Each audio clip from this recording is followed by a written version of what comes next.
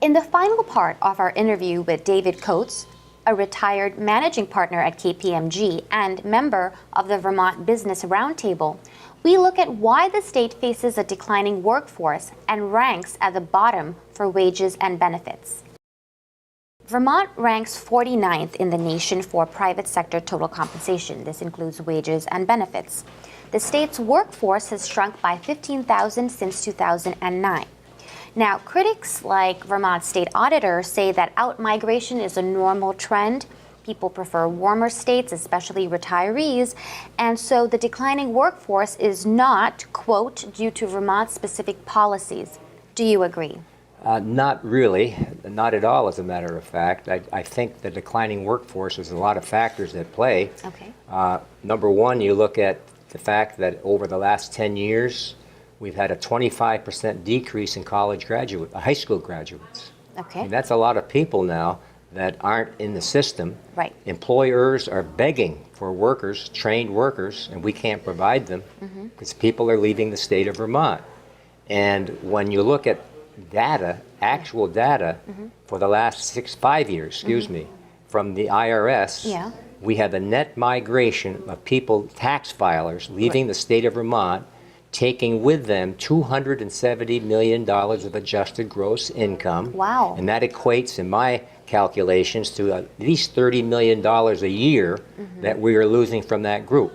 Over 4,000 tax filers have left in that last 5 years. And I look at 2017 data, which should be coming out soon, which will continue that. Now, going back 10 years ago, what I think the auditor is referring to was about right. About as many would come in and as many would leave. Okay. So it was about a zero at the end. Okay. However, now it's gone the other way, and I think that trend will only continue because of the affordability in Vermont, as well as the federal tax policies that went into effect last year and things like that. And so there are Vermont-specific policies, like you said. We talked about the unfunded liabilities. Someone has to pay that. It seems like in the 90s, the legislature did not completely fund it, and so they've kicked the can down the road.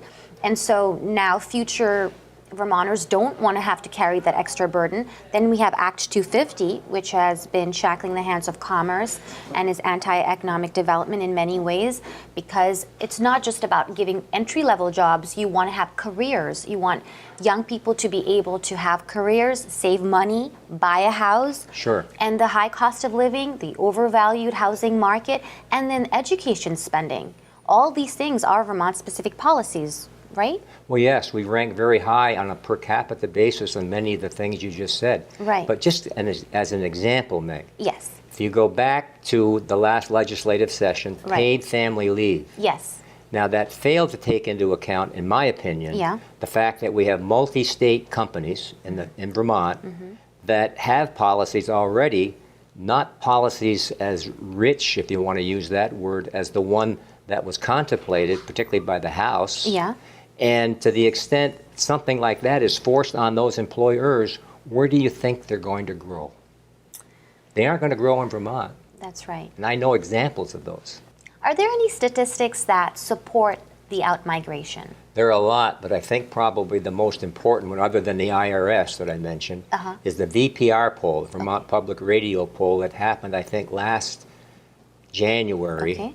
And they polled the state, and 9% of the people they polled said they were definitely leaving the state of Vermont. And another 4% said that they likely would. Okay. Now, when you break that down between the 18-year-olds to the 44-year-olds, the prime people that we need for our workforce, The future of our state. the future of our state, Yeah. 21% said that they were definitely leaving the state of Vermont, and another 10 said they were unsure, but they likely would. Now, that's devastating, in my opinion. Absolutely. Right. So can we end this on a positive note? Is there a silver lining at all? Well, the silver lining is acknowledge that, try to make Vermont more affordable. As the governor says, it's better to have more tax filers than to have more taxes. That's right. I agree. Thank you. Thank you. When Yankee Chronicle returns, I'll visit with Gage Fleming, the assistant manager here at Village Sports. Please don't go away.